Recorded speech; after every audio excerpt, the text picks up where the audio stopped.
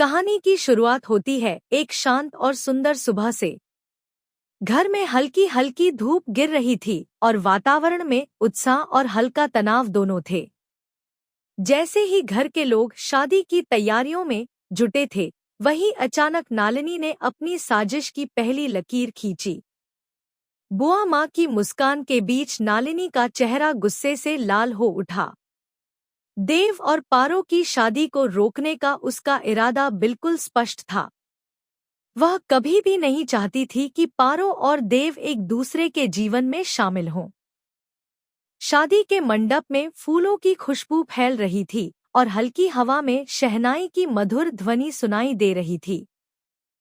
बुआ माँ, जो कि शादी करवाने में सबसे ज्यादा उत्साहित थी, अपने हाथों में मंगलसूत्र लिए पारो को तैयार कर रही थी। लेकिन तभी नालिनी की आंखों में आग झलकने लगी।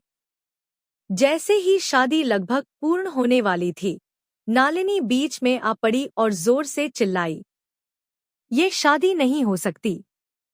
देव सिर्फ मेरा है और देव से शादी सिर्फ मुझसे ही होगी। इस अचानक किए गए विरोध से बुआ माँ का गुस्सा 7वें आसमान पर पहुंच गया। उन्होंने नालिनी को डांटा और कहा, तुम्हारी हिम्मत कैसे हुई आखिरकार शादी को बीच में रोकने की। परंतु नालिनी की दहाड़ रुकने का नाम ही नहीं ले रही थी।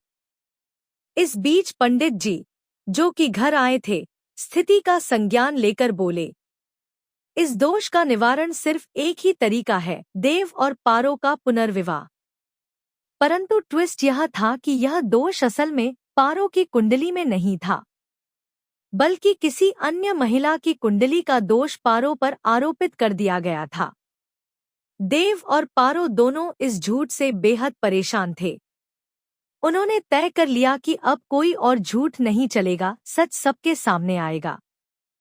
फिर कहानी की दिशा बदलती है और परिवार कुलदेवी के मंदिर की ओर रवाना होता है। मंदिर पहुंचते ही असली ड्रामा शुरू होता है। मंदिर में अंबिका चुपके से नालिनी से कहती है, पुनर्विवाह नहीं होगा, ये विवाह केवल देव और तुम्हारा होगा। नालिनी इस बात से स्तब्ध रह जाती है। लेकिन अंबिका की योजना स्पष्ट थी, पारो को बेहोश कर नालिनी को दुल्हन बना देना।